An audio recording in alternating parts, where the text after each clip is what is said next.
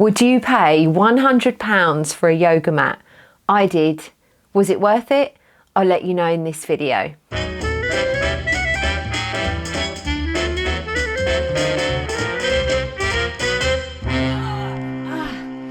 You may be watching this video because you really want a Liforme mat, but you're not sure whether to spend £100 on it. £100 is a lot of money. I've had my Liforme mat for 5 years now, and I think that I can give an honest and comprehensive review. Before I go into this video, a quick note to say that I don't consider myself a yogi, and also that this video isn't sponsored or endorsed by Liforme. I bought the mat, like I said, 5 years ago with my very own hard-earned money.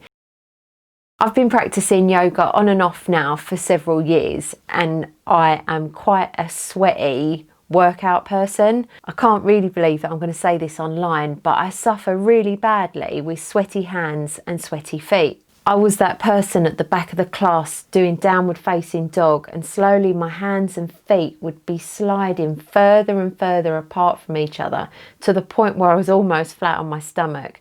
And don't even get me started on the wide leg forward fold. That would almost turn into the box splits. The Liforme website says that the mat has got a warrior-like grip. The grippiest yoga mat material currently available on earth. It stays grippy even when sweaty wet. Now that's a big statement. So is that true? The mat is super sticky and it really lives up to those statements. Even in the challenging postures, I know that my hands and feet will grip to the mat. The top layer of the mat seems to absorb the perspiration, and the sweatier it gets, the grippier it gets.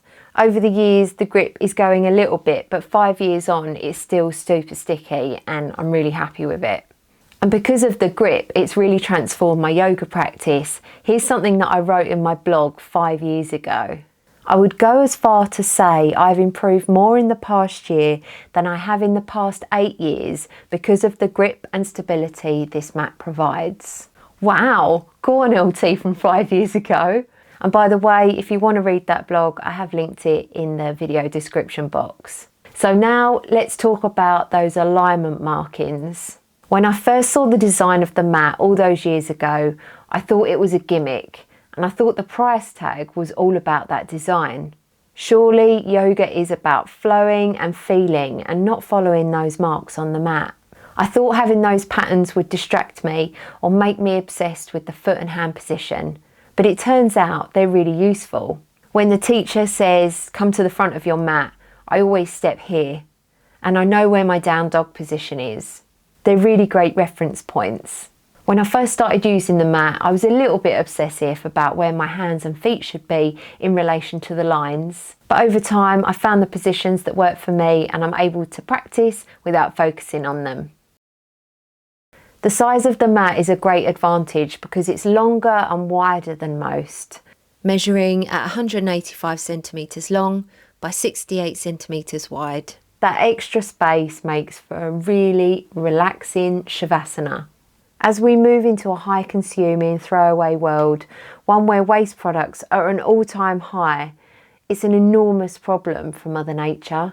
It's nice to know that when I throw away my mat, it's going to biodegrade in landfill within 1 to 5 years. It's made from a naturally sourced, sustainable rubber, which is PVC-free, contains no heavy metals, and is friendly on the skin. Each layer is joined together using a method that eliminates glue. Even the ink that's used for the markings is non-toxic and body friendly, and all of those points gets a huge thumbs up from me. The mat is 4.2 millimeters thick, if that's any use for you, and I've always found it extremely comfortable even on hard surfaces. It's great for those hip digging poses like bow pose. On my previous mat, a pose like that was absolute agony. It's also firm enough to go into a headstand without feeling wobbly. What I really love is that when I roll it out, it just rolls out flat. No kinks or creases, and then the front and the back of the mat are completely flat, which means when I'm moving around on the mat, my hands and feet aren't getting caught in those little rolls that you sometimes get in the cheaper mats. Years ago, I did a yoga marathon on this mat, and it was 3 hours and 108 rounds of sun salutation to welcome in the spring equinox, and it was killer.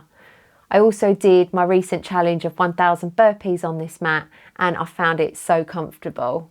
And I also did a yoga every day for 30 days challenge. I'll put the video up here, where I did yoga every day for a month, and I continue to love my mat. The mat does come with a bag as standard, but I'm one of those people who loves to pack my blocks, a strap, water bottle, blanket, jumper, everything. So I always end up using a bigger bag. So do I think that the Liforme yoga mat is worth £100? You've probably already guessed the answer. I think the Liforme mat is worth every penny. I paid £100 for it 5 years ago, and it's still going strong. And although £100 is a lot of money, it's really added a lot of value to my life. It's helped me improve my practice, allowing me to hold poses for longer, explore deeper poses, and have the confidence to try new things. As you straight. Then. I suppose the only downside of this, because it is quite weighty, coming in at 2.5 kilograms, then it's not overly travel friendly, and Liforme do a travel version, but that's £85 and it's actually not much lighter. So I invested in one off Amazon for about 25 quid. I can fold it up and throw it in my suitcase when I go travelling. It's not too bad, it's okay, but I do get flashbacks of when I had my previous mat, when I'm slipping and sliding all over the place. So in conclusion, if you're a bit of a sweaty yogi, and in particular you get sweaty hands and feet like me, then I really recommend the Liforme mat. 5 years on, it's still going strong. It is a little bit grubby, but it's got no signs of wearing out anytime soon. Just remember, having the most expensive yoga mat or having the most expensive of any equipment isn't going to make you good at that practice. I really hope that you found this video useful and that it's going to help you decide if a Liforme mat is right for you. If you've got any questions or comments, then please put them in the comments box. I'm also in the process of making a review for the Glow Yoga app, which I use for my 30-day yoga challenge, so I will put that up here when it's finished. I've got lots more videos planned over the next few months, and if you're new to this channel, then I make videos on health and fitness products and challenges to live a healthy and cheerful life. So if you're into stuff like that, then consider subscribing. I'll put some other videos up on screen right now that I think that you might like, and thank you very much for watching.